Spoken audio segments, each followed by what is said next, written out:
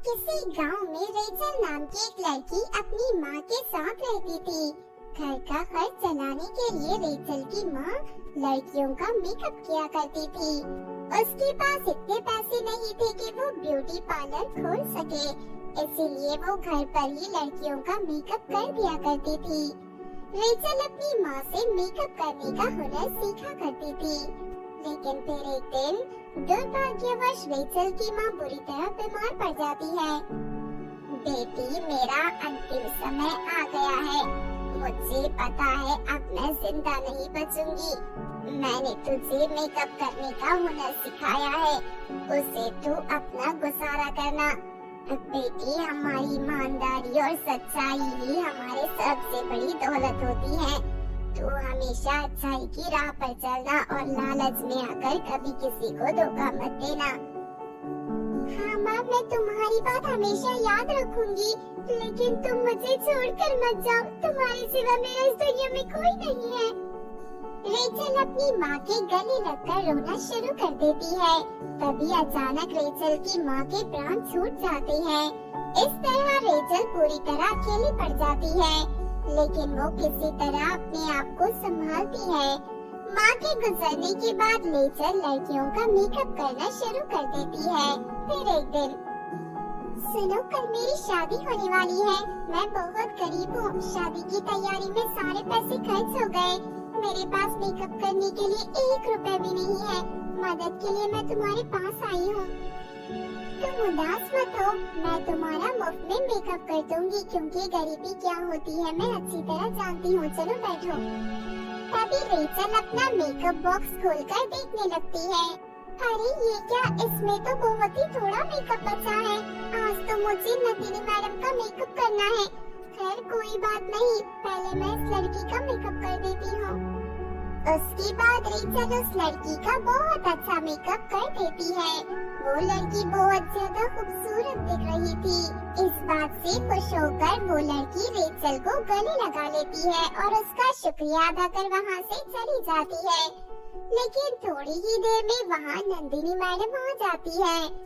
उस गांव की एक धनी औरत थी वो।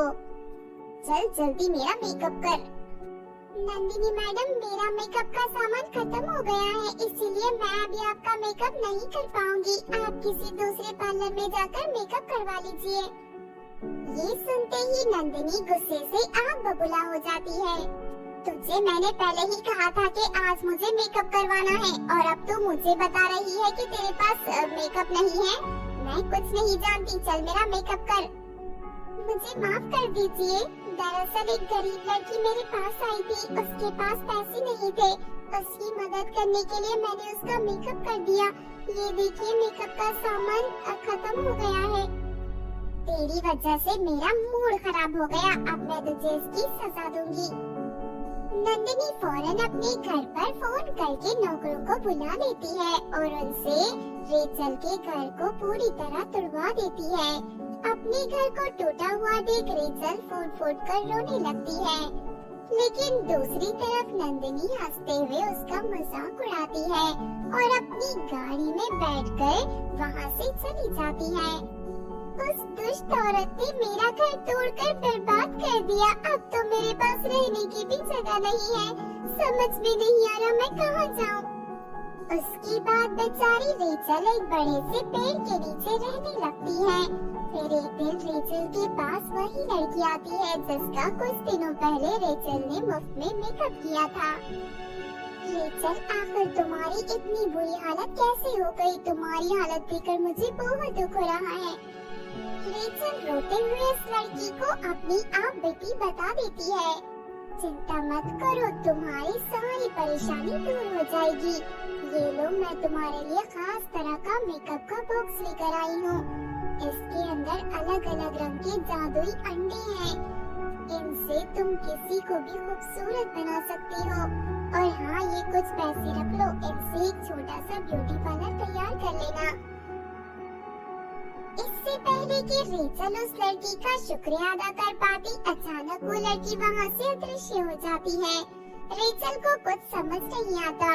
उसके बाद रेचल उस लड़की के द्वारा दिए गए पैसों से एक छोटा सा ब्यूटी पार्लर तैयार कर लेती है। थोड़ी देर के बाद एक औरत अपनी बेटी को लेकर वहाँ आती है। सुनो लड़की, वक्त से पहले ये अचानक मेरी बेटी के बाल पूरी तरह सफेद हो गए हैं। इसका चेहरा देखो, ये भी बदसूरत बन गया है। आज इसे लड़के वाले देखने आ रहे हैं। क्या तुम अपने मेकअप से इसे खूबसूरत बना सकती हो? हाँ हाँ, क्यों नहीं, कोशिश करके देखती हूँ। उसके बाद रेचल मेकअप बॉक्स से जादुई अंडा निकालकर उस लड़की के सर के ऊपर फोड़ देती है और अगले ही पल अंडे की शक्ति से लड़की के सारे बाल सफेद से काले और सुंदर बन जाते हैं और साथ ही उसका चेहरा भी बहुत ज्यादा खूबसूरत हो जाता है।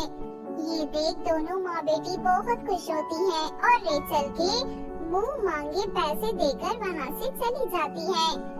उस दिन के बाद से रेचल जादुई अंडों की मदद से लड़कियों को खूबसूरत बनाकर अच्छे पैसे कमाना शुरू कर देती है। फिर एक दिन अचानक उस गांव में तेज भूकंप आता है और लोगों के घर पूरी तरह टूटकर बर्बाद हो जाते हैं। लोगों की सारी संपत्ति नष्ट हो जाती है, यहाँ तक कि उनके पास खाने के लिए अनाज भी नहीं बचता। दूसरी तरफ नंदिनी का घर बहुत ज्यादा बड़ा और मजबूत था। भूकंप का उसके घर पर कोई असर नहीं होता। सभी लोग मदद मांगने घमंडी नंदिनी के पास जाते हैं, लेकिन नंदिनी सभी लोगों को डांटकर भगा देती है। रेचल को ये बात बहुत बुरी लगती है और वो सभी लोगों को अपने पास बुलवाकर उन्हें मुफ्त में खाना खिलाने लगती है। लेकिन कुछ ही दिनों में रेचल के पास मौजूद सारे पैसे खत्म हो जाते हैं। मेरे पास तो पैसे खत्म हो गए, अब मैं गाँव वालों को खाना कैसे खिलाऊंगी? मेरे तो कुछ समझ में नहीं आ रहा। तभी अचानक वो लड़की दोबारा रेचल के सामने प्रकट होती है। चिंता मत करो रेचल, मैं तुम्हारी मदद के लिए आ गई हूँ। उस दिन तुम भी अचानक गायब हो गई थी। आखिर तुम कौन हो? मैं तुम्हें समझ नहीं पा रही हूँ।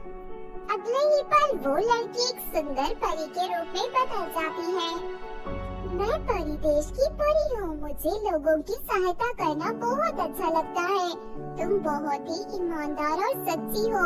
तुमने निस्वार्थ भावना से सबकी मदद की है, इसीलिए मैं तुम्हारे ब्यूटी पार्लर को पूरी तरह जादुई ब्यूटी पार्लर के रूप में बदल रही हूँ। लोगों का मेकअप करने के साथ साथ तुम उन्हें रोज पेट भर खाना भी खिला सकती हो। फिर अगले ही पल पार्लर में ढेर सारे अनाज की बोरियां प्रकट हो जाती हैं। ये अनाज की बोरियां कभी खत्म नहीं होंगी। तुम इसी तरह लोगों की सहायता करते रहना। उसके बाद परी वहाँ से अदृश्य हो जाती है।